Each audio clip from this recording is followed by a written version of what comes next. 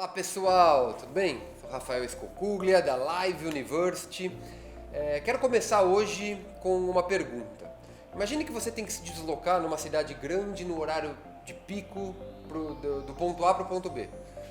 O que você faz? Opção número 1 é confiar nos seus instintos. Afinal, você sempre viveu nessa cidade, conhece todos os atalhos e deixa comigo que eu vou. Opção número 2, você vai direto, liga o Maps ou o Waze, liga um aplicativo para usar a melhor rota que ele sugerir ali. Afinal, o aplicativo tem todas as informações de tráfego, de acidentes, etc. O que você faz na prática? Bom, se você optou pela opção 2, você já está convencido dos pontos fortes que a ciência de dados traz para a nossa vida, né?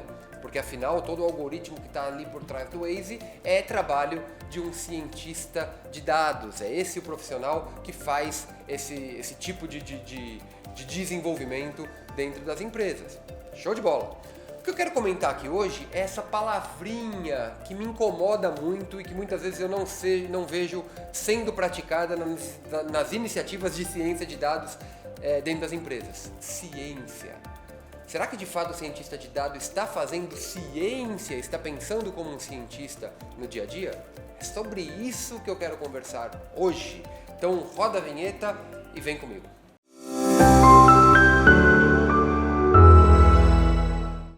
Bom pessoal, antes de mais nada, aquele recadinho básico, por favor, curte, comente, compartilhe, ative o sininho, nos ajude a fazer o canal crescer a cada vez mais. Legal? Bom, cientista de dados é uma área que cresce muito, né? A gente vê muita demanda, recebe aqui na Live University, nós temos o MBA em Ciência de Dados que tem uma procura muito grande, enfim, é uma profissão ou um meio de estudo, um objeto de estudo bastante crescente nos últimos anos.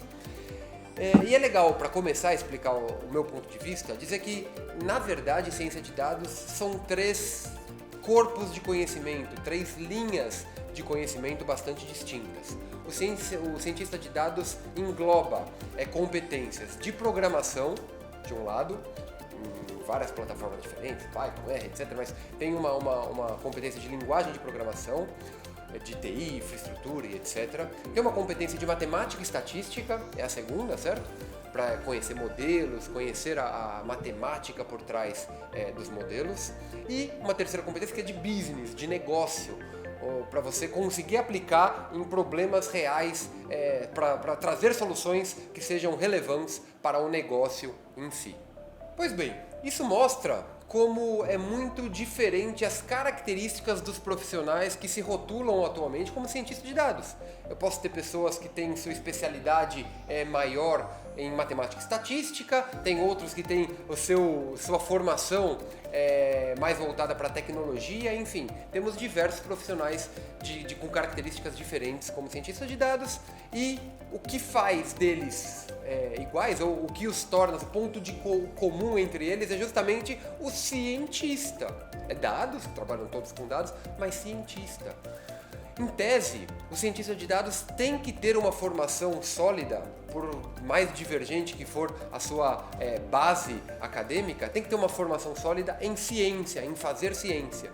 E eu não vejo isso acontecendo com tanta regularidade. Eu vejo muito cientista que não tem o mínimo de conhecimento de método científico sendo aplicado. E isso é muito importante na minha modesta opinião. O tema método científico é muito estudado e muito bem desenvolvido há séculos já. Desde o século XVIII com René Descartes, depois Francis Bacon, Immanuel Kant, mais no século XX Karl Popper deu uma roupagem muito significativa. Os pensamentos de Karl Popper para a ciência moderna são muito relevantes. Enfim, a filosofia da ciência é muito antiga e muito bem discutida e muito bem estruturada atualmente. Eu gosto muito de uma literatura mais da cultura pop, O Mundo Assombrado pelos Demônios, do Carl Sagan. É muito bacana para separar o que é ciência, o que é pseudociência, como se dá o pensamento científico. Recomendo bastante, porque é um livro, acima de tudo, muito agradável de ser lido. Bom, mas voltando para a ciência de dados, eu queria dar para você 3 exemplos de como, por melhor que você seja em manipular as ferramentas, por melhor que você seja para rodar o modelo A ou B, o fato de não conhecer um pouquinho mais profundamente sobre ciência te faz cometer esses erros. Então são 3 exemplos que vai ilustrar muito bem o que eu quero dizer, vamos a eles.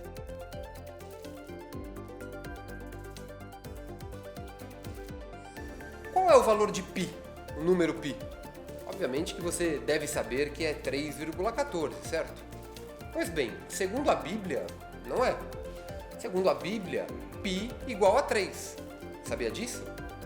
Tá lá em 1 Reis 7. Na construção do Templo de Salomão é dito: fez o tanque de metal fundido, redondo, medindo 4,5 metros de diâmetro e 2,25 metros de altura. Era preciso um fio de 13,5 metros para medir a sua circunferência. Ora, a gente sabe que π é a circunferência dividido pelo diâmetro, certo? Se a gente fizer a conta aqui com os ditos da Bíblia, π vai ser igual a 3. E aí, π é igual a 3 ou não? Obviamente, a gente sabe que não é 3. 3 é um arredondamento super equivocado do número de π, né? π é 3,14. Deixa eu ver se eu lembro aqui. 3,14, 15, 92, 65, 35, 89, 79, 3, 23, 8, 4, 6 e lá vai. É isso? É isso, né? Pois bem, não é 3. Olha aqui, eu colo, hein? Bom, e o que isso tem a ver com o cientista de dados, né? Para o cientista de dados, nada mais importa a não ser os dados, os números, a evidência material. Pode estar na Bíblia, pode ser o seu chefe, pode ser o presidente, pode ser qualquer pessoa que você queira que fale algo. Se não for embasado, estruturado e provado, entre aspas, com base em dados, não é científico. O cientista tem pura submissão ao que os dados mostram. Qualquer opinião, por mais especialista que seja a pessoa que emitiu essa opinião, é irrelevante dentro do pensamento científico. E o problema é que eu vejo muito isso acontecer nas empresas, ignorar esse pressuposto. É rodar uma análise, a análise não dá aquilo que você esperava a priori que acontecesse, então a gente muda a análise e faz de novo, coleta outros números e força os números até ele entregar aquilo que o meu chefe, que o meu líder, por exemplo, está achando ou acha daquilo. Ou aquela que a opinião vigente demonstra, o senso comum demonstra como certo. Nada disso importa. Para o cientista precisa ser única e exclusivamente os dados. E a verdade é uma só. Com números a gente consegue provar o que quisermos. A narrativa que a gente quiser é possível provar com números. Basta um analista minimamente competente em manipular os números para chegar no resultado que antes eu esperava. Então, muito cuidado, o cientista não pode ter esse tipo de comportamento, e sim um comportamento de plena submissão ao que os dados estão dizendo. Legal? Vamos ao erro número 2.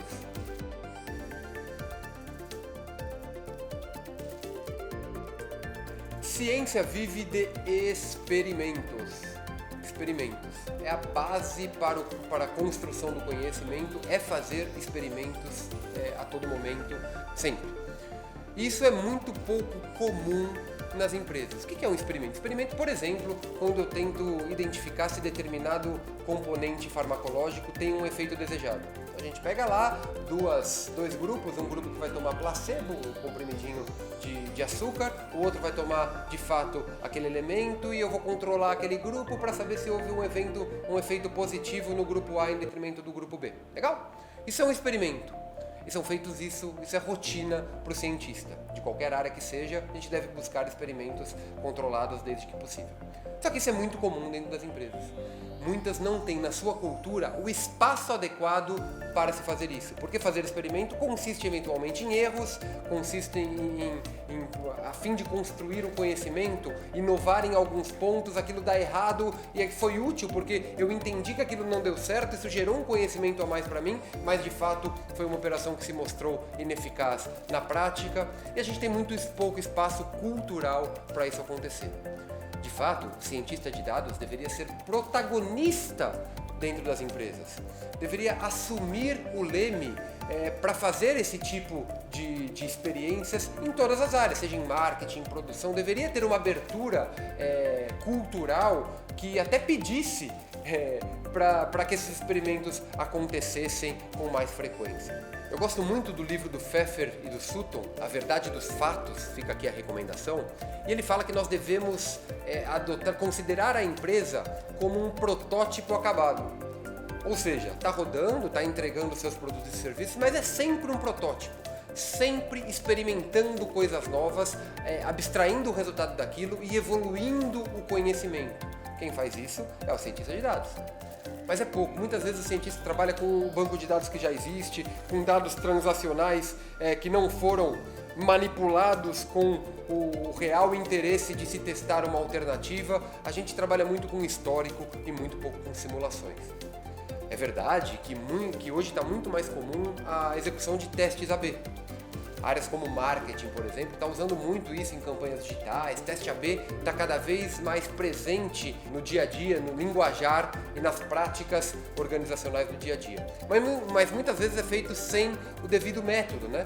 Eu deixo lá determinada campanha rodando, 20 minutos, 3 horas, 4 horas, e depois já sai a conclusão e já fica a campanha melhor, sem o menor apreço pela qualidade metodológica daquilo. Será que realmente eu estou mudando uma variável por vez? Será que realmente os grupos são homogêneos, que eu estou testando os dois, tanto A quanto B? Será que a diferença de resultado foi estaticamente significativa? Ou será que houve um empate técnico ali? Ou será que eu consigo abstrair um conhecimento do teste e não apenas põe a A, que a A é vencedora, ela vai performar melhor?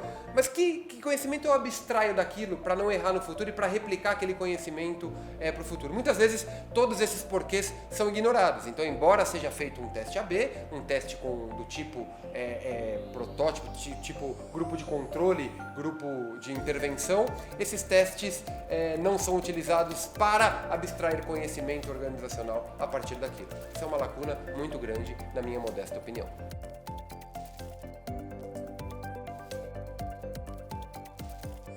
O terceiro problema que eu vejo acontecer muito diz respeito à prova científica. Presta bastante atenção. Se você ver alguém falando o termo está provado cientificamente, esse cidadão não conhece nada de ciência. Vou repetir. Se alguém falar para você, olha, faça isso porque está provado cientificamente, ignore, porque essa pessoa que está falando não conhece o que é ciência. Ciência não tem a ver com provas definitivas. Ciência não tem a ver com certezas. Ciência tem a ver com redução de incerteza. Isso muda tudo. Eu não provo nada. Eu fico cada vez menos impreciso com relação ao meu conhecimento, menos ignorante com relação ao que aquele objeto de estudo, mas nunca atrás de certeza absoluta. Certezas absolutas não existem. E basta o tempo para fazer essa certeza absoluta cair por terra. Isso para tudo, desde um conhecimento específico do que funciona e do que não funciona na sua empresa, até de toda a física. Albert Einstein colocou a física newtoniana, que era dito como certeza absoluta, para trás, ou questionou toda a física vigente no começo do século XX, com as relatividades, as duas relatividades de Einstein, questionou tudo porque ele considerou que não é uma certeza absoluta. Ciência é isso. Não existe nada dessa história de provado cientificamente. Tem uma frase do Carl Sagan que eu gosto muito e ela é muito importante para o cientista de dados. A frase é a seguinte: não é possível convencer um crente de coisa alguma, pois suas crenças não se baseiam em evidências, baseiam-se numa profunda necessidade de acreditar. Não adianta tentar argumentar contra um crente, porque o crente não é o cientista. Se você crê em algo, vai defender aquilo até o final, por mais antagônicas que forem as evidências dizendo o contrário. O cientista não pensa assim. O cientista se submete ao dado. E se o dado é contraditório àquilo que você conhecia, tudo bem. Vamos evoluir, esquece o que eu conhecia e vamos, a partir daqui, construir as novas ações, os novos conhecimentos acerca disso, a partir do que o dado novo está me mostrando. Legal? Bom, esses foram 3 exemplos apenas, tem uma série de outros aspectos da ciência que não estão lá muito bem aplicados no cientista de dados. Vale a pena estudar, e se você é cientista de dados, reflita sobre isso. Será que de fato você pode usar o termo cientista de dados? Porque se você não está agindo como cientista, não pode pôr no LinkedIn, tá bom? Para pôr no LinkedIn cientista de dados, tem que ter o pensamento científico muito estruturado, tem que ser submisso àquilo que é a filosofia da ciência, e não sou eu, pode discordar de mim à vontade, mas não dá para discordar muito de Kant, de Descartes, contra esses caras que você está discordando, legal? Pode discordar, a ciência é viva, etc., mas por favor, não seja fiel apenas às suas crenças para fazer ciência de dados. Fazer ciência de dados é um trabalho que envolve filosofia científica, envolve método científico, e para você ser digno de usar esta alcunha, por favor, estude profundamente sobre isso. Legal? Era isso, reflita bastante, bom trabalho para colocar isso em prática, e até o próximo vídeo. Tchau, tchau.